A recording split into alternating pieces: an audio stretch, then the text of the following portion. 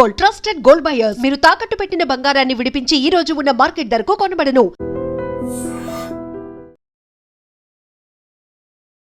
Hi, నమస్తే, welcome to iDream media. నేను మీ రొద్దం శ్రీనివాస్. పాకిస్తాన్ కేంద్రంగా దాదాపు సుదీర్ఘంగా అంటే 21 గంటల పాటు సాగిన ఇరాన్ అమెరికా శాంతి చర్చలు ఆల్మోస్ట్ సఫలమవుతాయనే ఫీలింగ్ వచ్చింది, కానీ అన్ఎక్స్పెక్టెడ్గానో ట్విస్ట్గానో ఆ చర్చలు విఫలమయ్యాయి. ఆ రెండు దేశాల మధ్య ఉద్రిక్తతలు అలాగే ఉండిపోయాయి. ఇది ప్రపంచాన్ని చాలా కలవరపెట్టిన అంశం. ప్రపంచమంతా ఎదురు చూస్తోంది ఆ రెండు దేశాల మధ్య శాంతిని లేదా ఒక ఒప్పంద ప్రాతిపదిక జరిగితే బాగుంటుందని. దీనికి సంబంధించి మనతో మాట్లాడడానికి జియో పొలిటికల్ అనలిస్టు పేకేట్ ప్రసాద్ గారు ఉన్నారు. నమస్తే ప్రసాద్ గారు. నమస్కారం అండి. సార్, ఈ పాకిస్తాన్ కేంద్రంగా అమెరికా ఇరాన్ దాదాపు 21 గంటల సుదీర్ఘ చర్చలు విఫలం అవడానికి ప్రధాన అడ్డంకులు ఏమి? అసలు ఎందుకు, ఏ కారణాలతో ఆ చర్చలు విఫలమైనాయి? అంటే ఇక్కడ చూసుకోవాల్సిన అంశాలండి, ఈ యుద్ధంలో నలుగురిది ముఖ్య పాత్ర. ఉట్టి యుఎస్ ఇరాన్ ఒకటే కాదు కదా, ఇజ్రాయెల్ ఉంది. అవును, ఇజ్రాయెలే కాకుండా మనకి మిడిల్ ఈస్ట్ కంట్రీస్ కూడా ఉన్నాయి, యుఏఈ, సౌదీ, ఇటువంటివి ఉన్నాయి. సో వీళ్ళందరినీ ఎవరు పట్టించుకోవట్లేదు కదా. సో వీళ్ళ ఇన్వాల్వ్మెంటే లేనప్పుడు సో వీళ్ళిద్దరి మధ్య చర్చలు జరుగుతుంది. ఫస్ట్ వచ్చేసరికి ఏమవుతోంది, వాళ్ళకి ఇజ్రాయెల్ వీళ్ళ టెర్రరిస్ట్ కంట్రీ, వీళ్ళని లేపేయాలని వాళ్ళ డిఫెన్స్ మినిస్టర్ చెప్పారు, కామెంట్ ఇచ్చారు. నెక్స్ట్ వచ్చేసరికి ఏమైంది, వీళ్ళ సౌదీలని వీళ్ళ దగ్గర నుంచి ఫండింగ్ వస్తుంది, వాళ్ళు పాకిస్తాన్ వాళ్ళు ఏదో చేస్తున్నారు. మిగతా యుఏఈ వాళ్ళని ఎవరు పట్టించుకోవట్లేదు. వీళ్ళకి యుఎస్ వాళ్ళకి ఏంటంటే బిజినెస్ ఆపర్చునిటీ, వీళ్ళకి ఇరాన్ వాళ్ళకి ఏంటంటే ఇది సర్వైవల్ వీళ్ళకి. కానీ నెరేటివ్లో వచ్చేసరికి ఇరాన్ వాళ్ళు ఆ ప్లెయిన్లో ఆ చిన్నపిల్లల బ్యాగులు అవన్నీ తీసుకురావు. వీళ్ళు మీరు మా మాట వినకపోతే మేము లేపేస్తాం మిమ్మల్ని. ఆ ధోరణి ఏదైతే ఉందో అదే అక్కడే తెలిసిపోతుంది కదా మనకి. ఈ టాక్స్ ఫెయిల్ అయితే కంపల్సరీ. పాకిస్తాన్ వాళ్ళకి ఏముందండి, వాళ్ళకి లివరేజ్. పాకిస్తాన్ వాడికి డిప్లొమాటికల్లీ స్ట్రాంగ్ కాదు, ఆర్థికంగా స్ట్రాంగ్ కాదు, అంతర్గతంగా వాళ్ళకి చాలా సమస్యలు ఉన్నాయి. సో అందు గురించి ఈ ఫెయిల్యూర్ ఎక్స్పెక్టెడ్. అది దీని నుంచి ఏదో పెద్ద వస్తుంది అని ఆశించడం కూడా సరైంది కాదని నేను అనుకుంటాను. యుఎస్ వాళ్ళకి ఏంటంటే ఇంకా పెద్ద చర్య చేయబోతుంటే సరే డిప్లొమాటిక్ ఏదో నామ మాత్రం మేము మమ అనిపించినామంటారు కదా. అవును, ఆ దాంట్లో ఇది ఒకటని మనం చూడొచ్చండి. ఇది ఒక వ్యూహాత్మక ఎత్తుగడగా భావించాలా? అంతే. సో వీళ్ళు ఇరాన్ వాళ్ళకి ఏంటి, ఇరాన్ వాళ్ళకి చైనా నుంచి ప్రెషర్, రండి ఇక్కడ మనకు సప్లై చైన్స్ వీటిలన్నిట్లో కూడా ప్రాబ్లం అవుతోంది. సో కొన్ని ఏదో ఒకటి మాట్లాడినట్టు ఉంటుంది. కానీ అలాగే వాళ్ళకి కావాల్సిన వెపన్స్, ఇంటెలిజెన్స్ అవన్నీ మనకి రష్యా దగ్గర నుంచి వస్తోంది. ఈ సమయం ఏదైతే ఉందో అవన్నీ బ్యాక్ ఫిల్ చేసుకోవడానికి మళ్ళీ చైనా వాళ్ళ దగ్గర నుంచి రా మెటీరియల్, ఫుడ్, మెడిసిన్స్ ఇవైతే తెప్పించుకోవడానికి ఇవన్నీ ఒక అవకాశంగా మొత్తం మళ్ళీ స్టాక్ని పెంచుకోవడానికి యుద్ధం ఇంకా కొనసాగుతూనే ఉంటుంది.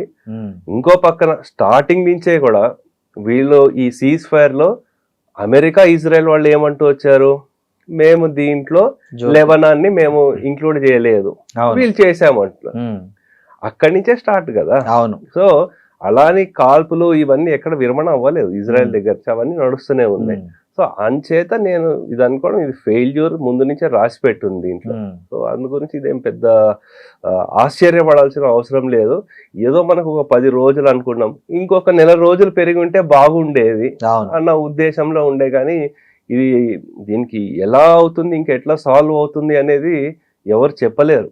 దీనికి సొల్యూషన్ ప్రధానంగా ఏ డిమాండ్ల గురించి వాళ్ళ మధ్య డిస్ప్యూట్ వచ్చింది? ముఖ్యంగా ఏంటంటే అండి, మీరు న్యూక్లియర్ డిసార్మెంట్ చేయాలి అంటారు, మీ దగ్గర యురేనియం ఏదైతే ఉందో అది మాకు ఇచ్చేయాలి అంటారు. అంటే మనకి ఇంటర్నేషనల్ అటామిక్ ఎనర్జీ కౌన్సిల్ ఏదైతే ఉందో దానికి ఇచ్చేయాలి అంటారు.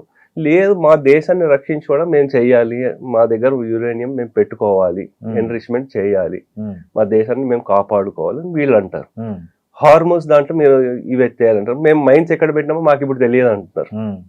సో ఆ సమస్యలు ఇవి రెండు ఏవైతే ఉన్నాయో మరి మీరు మా ఇన్ఫ్రాస్ట్రక్చర్ మీద ఇన్ని అటాక్లు చేశారు కదా, ఇంతలా నష్టపోయి ఇంత ప్రాణ నష్టం కూడా జరిగింది మాకు.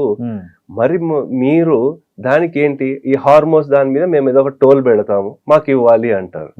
సో వాళ్ళు అది కుదరదు అంటారు. సో ఆ సమస్యల వల్ల ఈ టాక్స్ ఫెయిల్ అయినాయి. ఇది వెరీ వెరీ క్లియర్. ఏదో ఆప్టిక్స్ కి దీనికి చేసినదే కానీ మిగతా ఇంకేమీ లేదు. పాకిస్తాన్ వాళ్ళకు కూడా వాళ్ళు ఏదో ఒక ఆయన అనలిస్ట్ ఒక ఆయన కమెంట్ చేశాడు, ఒక పిక్ పాకెటర్ కి మన జేబులో పర్సు పాకిస్తాన్ వాళ్ళ చేతిలో పెట్టి అరే పట్టుకొని షూస్ లేసి కట్టుకుంటా అంటే ఎలా ఉంటుందో పాకిస్తాన్ వాడికి కూడా బాధ్యత అప్పగిస్తే అలాగే ఉంటుంది అని చెప్పడం జరిగింది. సో డైరెక్ట్ గా ఇది ఏంటంటే పాకిస్తాన్ కి ఏమీ అంత లేదు. They are playing just role of a postman. ఇక్కడిది అక్కడ తీసుకెళ్ళడం, ఇక్కడ తీసుకెళ్ళడం, కానీ దానికి మించి చేసింది ఏం లేదు. పాకిస్తాన్ వాళ్ళకి 25 కోట్ల ప్రజలకు కూడా అన్యాయం చేస్తున్నారు. పాకిస్తాన్ లో ఈ యుద్ధానికి వ్యతిరేకత చాలా ఎక్కువ ఉంది. వాళ్ళ సైన్యంలో ఉండే షియాలు ఎవరైతే ఉన్నారో వాళ్ళు వ్యతిరేకంగా ఉన్నారు, ప్లస్ ప్రజానికం వ్యతిరేకంగా ఉంది, యుఎస్ వ్యతిరేకంగా ఉంది. జస్ట్ ఈ ఆసిమ్ మునీర్, షాబాజ్ షరీఫ్ వాళ్ళ ఫ్యామిలీలు వాళ్ళు బాగుండడం కోసమే ఈ చర్యలు చేస్తున్నారు, కానీ దానికి మించి మిగతా ఏమి ఆశించక్కర్లేదు. సరే, ఈ చర్చలు మొత్తం చూసుకుంటే అమెరికా మితిమీరిన డిమాండ్లు, ఇరాన్ మొండి వైఖరి, ఈ రెండిటి వెనక ఉన్న అసలు వ్యూహం ఏంటని అనుకోవాల్సి ఉంటది. అంటే ఇరాన్ మొండి వైఖరి ఎందుకంటే వాళ్ళు బలంగా కనిపించాలి. వాళ్ళు కొంచెమైనా వీక్ అయ్యామని కనిపిస్తే వాళ్ళకి ఏమవుతుందంటే అక్కడ జనాలు తిరగబడతారు. ఆల్రెడీ తిరగబడుతున్నారు, కానీ వీళ్ళు చాలా స్ట్రాంగ్ గా ఉన్నారు, ఫైట్ చేస్తున్నారు, ఏమీ లేకపోయినా సరే ఫైట్ చేస్తున్నారు అన్న ఆ మోటివేషన్ తో ఉన్నారు. దాంతోపాటు ఇరాన్ వాళ్ళు ఏం చేస్తున్నారు, ప్రపంచం అన్ని దేశాల్లో కూడా షియా సముదాయానికి సంబంధించిన వాళ్ళు ఎవరైతే ఉన్నారో వాళ్ళందరినీ ఏకతాటి మీద తీసుకొచ్చే ప్రయత్నాలు చేస్తున్నారు. అంటే నీ దగ్గర వెపన్స్ లేకపోవచ్చు, కానీ నెరేటివ్ వార్ఫేర్, ఎమోషనల్ ఏవైతే ఉందో దాంట్లో ఇరాన్ వాళ్ళు ఆ మొండి వైఖరి ఉండి తీరాల్సిందే వాళ్ళు. లేదంటే అది ఎప్పుడైనా కూలిపోతుంది ఆ గవర్నమెంట్. యుఎస్ వాళ్ళకి ఏంటంటే మిడ్ టర్మ్ ఎలక్షన్స్ వస్తుంది, మేము ఇంతలా సాధించాము, వీళ్ళని ఇన్ని ఏళ్ల నుంచి వీళ్ళు మాట వినకపోతే వీళ్ళని లొంగ తీసాము అని చెప్పే నెరేటివ్ లో అమెరికా ధోరణి ఉంది. అది ఇద్దరు కొంచెం తగ్గితే గానీ మనం ముందుకెళ్ళలేము.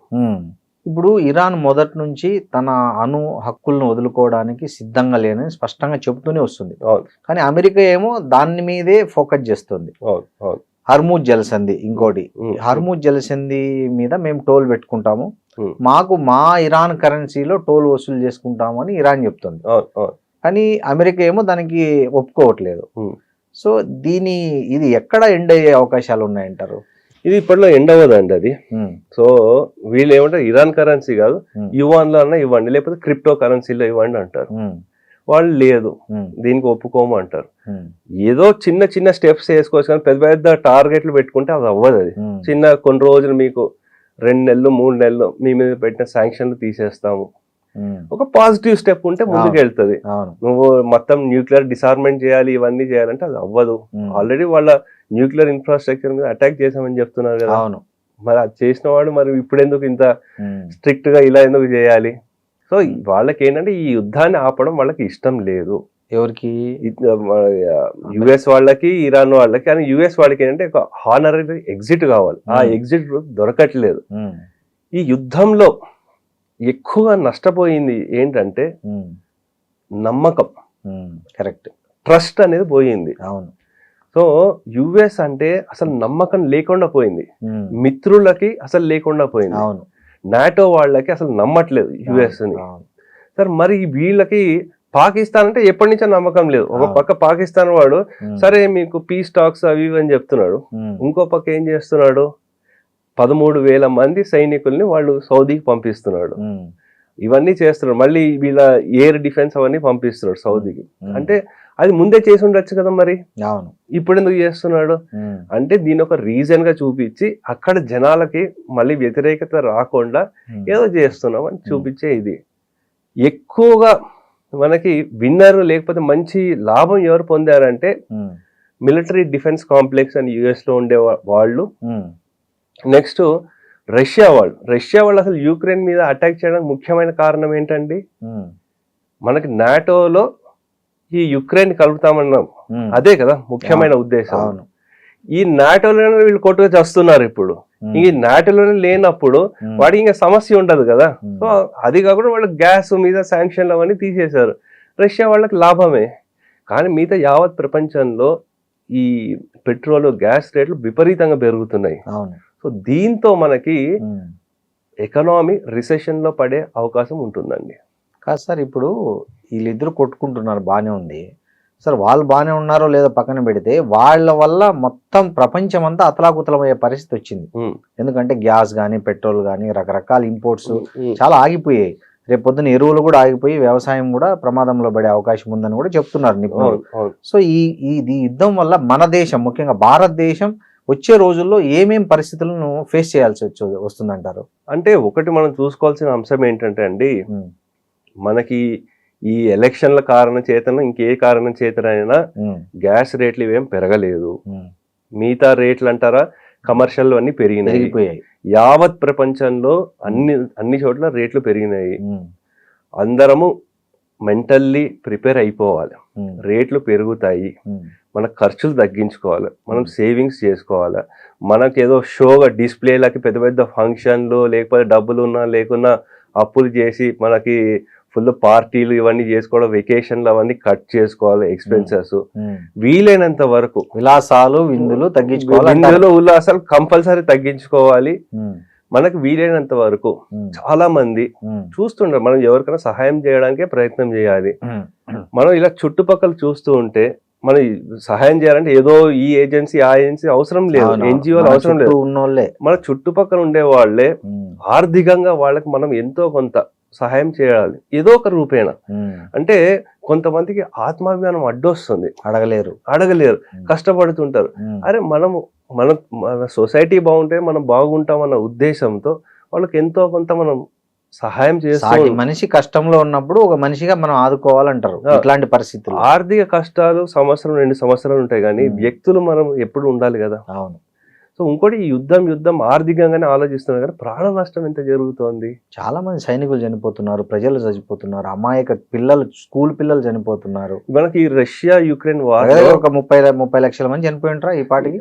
ఆ లెక్కలు ఎవరు తెలియట్లేదు, ఎవరు మాట్లాడట్లేదు. అంచనా నేను అనుకుంటున్నా, ఏమో మరి అది ఎంత వరకు ఉంది ఎవరు తెలియట్లేదు. రష్యా యుక్రెయిన్ చూస్తే 20 లక్షల మంది చనిపోయారు. మరి దీంట్లో కూడా కనీసము తక్కువ 10 లక్షల మంది అయినా చనిపోయి ఉంటారు ఇప్పటి వరకు.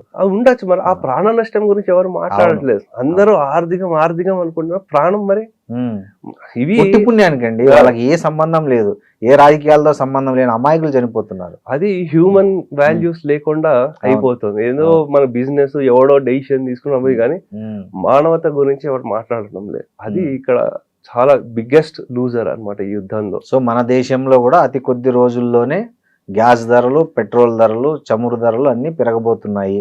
100% అని నేను అనుకుంటున్నా అండి. అవును, ఈ ఎన్నికల రిజల్ట్ వచ్చిన తర్వాత మేబీ ఉండొచ్చు, పెరగచ్చు. సో లేదంటే ఇంకా ఇప్పటికే హోటల్లో అన్ని రేట్లు పెంచేశారు గ్యాస్. అదే కాకుండా ఈ టూరిజం, ట్రావెల్ అన్ని ఇండస్ట్రీలు కూడా డౌన్ అవుతాయి. ఆర్థిక సంక్షోభంలో మనం పడతాము. అవును, మన ప్రమేయం లేకపోయినా సరే. యుద్ధానికి ముందే రెసిషన్ ఉండే, దానికి యుద్ధం తోడైంది అంతే. అదేదో మూలిగే నక్క మీద తాటిపండు పడిందని చెప్తారు, అలా అయిపోయింది యాక్చువల్ గా. భవిష్యత్తులో ఈ రోజుకి సీజ్ ఫైర్ అయినా సరే దీని నుంచి రికవర్ అవ్వడానికి మినిమం 6 నెలల నుంచి సంవత్సరం పడుతుంది ఈజీగా. ఎందుకంటే అన్ని రిఫైనరీలు వీటి మీద అటాక్ అయ్యాయి. అవును, ఎక్కడి నుంచి వస్తాయి మరి? సాక్షాత్ ట్రంపే చెప్పాడు కదా, మీరు కోలుకోవడానికి 20 ఏళ్ళు పడుతుంది ఇప్పుడు వదిలిపెట్టిన మిమ్మల్ని అని. అదే. సో ఇటువంటి పరిస్థితుల్లో మనం అందరం జాగ్రత్తగా ఉండడం మంచిది. మన ఖర్చులను తగ్గించుకోవడం, వేస్ట్ ఖర్చులు తగ్గించుకోవాలి, అనవసరమైన జల్సాలకు ఈ ఆడంబరాలకు పోకపోవడం మంచిది. సో అంత పొదుపుగా చేసుకుంటే మనం దీని నుంచి గట్టెక్కచ్చు అంటారు. డెఫినెట్లీ. ఓకే సార్, ఇప్పుడు ఇవాళ స్టేట్మెంట్ చూశాను, ట్రంప్ ఏమన్నారంటే మేము అతి త్వరలో హార్మోజ్ జలసంధిని విముక్తి చేస్తాము, అక్కడ పడవలు నావలన్నీ కూడా మొత్తం యాజ్ ఇట్ ఈజ్ గా వెళ్ళడానికి మేము అంతా చేసేస్తాం, విత్ ఇన్ సూన్ దాన్ని విముక్తి చేస్తాము అనే మాట ఆయన నిన్న కూడా చెప్పడం జరిగింది. సాధ్యమవుతుంది అంటారా? అది సాధ్యం కాదండి. ఇప్పుడున్న అంటే మనకి తెలిసిన తీసేస్తున్నాం అన్నాడు ఆయన. అంత సాధ్యం కాదు. వాళ్ళ సైనికుల్ని ఒక బలి పశువులుగా చేస్తున్నాడు. అంటే బూట్స్ ఆన్ ద గ్రౌండ్ అంటున్నాడు, చేస్తాం మిలిటరీ అటాక్ అంటున్నాడు. ఆయన ఈగోయిస్టిక్ అయిపోయి పిచ్చోళ్ళ ప్రవర్తిస్తున్నాడు. ఆ చుట్టుపక్కల ఉండేవాళ్ళు ఆయనకి అడ్వైజ్ చేసే వాళ్ళు కూడా అట్లాగే ఉన్నారు కాబట్టి ఇంకా ఏదో ముందుకు వెళ్తున్నాడు. కానీ ఎప్పుడైతే సైనికులు ప్రాణాలు కోల్పోతుంటారో అంతర్గతంగా వాళ్ళకి ప్రెషర్ పెరుగుతూ ఉంటుందో అది వాళ్ళకి చాలా పెద్ద సమస్య అవుతుంది. ఇది వీలైనంత వరకు బ్యాక్ స్టెప్ తీసుకొని చిన్న చిన్న స్టెప్స్తో, ఏదో న్యూక్లియర్ డిసార్మెంట్స్ అవి ఇవి అనకుండా చిన్న చిన్న స్టెప్స్, పాజిటివ్ స్టెప్స్తో తీసుకుంటేనే అవుతుంది. ఇంకోటి, మిగతా దేశాలు అమెరికాని నమ్ముకోవాల్సిన అవసరం లేదు. మన జయశంకర్ గారు యుఏఈకి వెళ్ళారు. ఈ సీజ్ ఫైర్ ఫెయిల్ అవుతుందని తెలుసు, యుఏఈ మీద మ్యాక్సిమం అటాకులు జరుగుతాయని తెలుసు. అందు గురించి మన 45 లక్షల పైన మన భారతీయులను కాపాడుకునే ప్రయత్నం వారు చేస్తున్నారు. అలాగే ఎయిర్ డిఫెన్స్ అంటున్నారు. సరే, ఇరాన్ వాడు అటాక్ చేస్తున్నప్పుడు ఇజ్రాయెల్కి ఏం కాలేదు, కానీ సౌదీకి వీళ్ళందరికీ అటాక్ అయింది. ఎందుకైంది మరి ఎయిర్ డిఫెన్స్ వీళ్ళకి ఎందుకు వీక్ అయింది? అందు గురించి వాళ్ళ ఎయిర్ డిఫెన్స్ని స్ట్రెంగ్తన్ చేసే దాంట్లో కూడా ఒక దీనిగా మన జయశంకర్ గారు వెళ్ళినట్టు మనం చూడొచ్చు అండి. సో భారతదేశానికి యుద్ధం కూడా ఒక ఆపర్చునిటీ లాగా కలిసి వచ్చింది అంటారు మీరు? ఆపర్చునిటీ అనను, రిలేషన్స్ ఇంకా డెవలప్ చేసుకోవడానికి మనం చూడొచ్చు. సార్, అక్కడ దగ్గర దగ్గర 45 నుంచి 60 లక్షల మంది భారతీయులు ఉన్నారు ఈ యుద్ధం జరిగే దేశాల్లోనే. 1 కోటి మంది ఉన్నారు. 1 కోటి మంది ఉన్నారా? ఓకే. సో ఇంతమంది భద్రత అనేది ఇప్పుడు గాల్లో దీపమే అని చెప్పాలా? అంటే ఎట్లా వాళ్ళ ఫ్యామిలీలు రోజు బిక్కుబిక్కుమంటుంటాయి కదా, ఎక్కడ ఏ బాంబు పడుతుందో, అంటే ఎప్పుడు మా వాళ్ళకి ఏ ప్రమాదం జరుగుతుందో, వాళ్ళు ఏమవుతారో అనే టెన్షన్ అయితే ఇక్కడ ఉన్న ఫ్యామిలీస్ లో ఉంటది. మరి వీళ్ళ భరోసా ఇవ్వడానికి కేంద్రం ఏం చర్యలు తీసుకుంటుందంటారు? కేంద్రం డెఫినెట్లీ తీసుకుంటుందండి. ఇప్పటికీ మోదీ గారు మనకి పార్లమెంట్ లో చెప్పడం జరిగింది, 4 లక్షల మందిని మనం దేశం తీసుకొచ్చామని. అక్కడ ఉండే వాళ్ళకి కూడా డిస్కషన్స్ అవన్నీ అవుతున్నాయి. సో వీలైనంత వరకు UAE government, Saudi government, Kuwait వీళ్ళందరూ మన వాళ్ళని జాగ్రత్తగానే చూసుకుంటున్నారు అని మనకు రిపోర్ట్స్ వస్తున్నాయి. ఇంకా అంత సమస్య మరీ అంత తీవ్రంగా అయితే లేదని నేను అనుకుంటున్నా. మన అక్కడ ఉండే సెల్స్ వాళ్ళు ఎవరైతే ఉన్నారో, ఇక్కడ మనకి రాష్ట్రాల నుంచి ఉండే వాళ్ళు కూడా, మన రాష్ట్ర ప్రభుత్వం వాళ్ళ గల్ఫ్ వాళ్ళకు ఉండే వాళ్ళు కూడా వాళ్ళ ప్రయత్నాలు కూడా వాళ్ళు చేస్తున్నారు. అట్లేం సమస్య ఉంది, మరీ ప్రాణాలని మెడ మీద కత్తి పెట్టేసిన అట్లేం లేదు.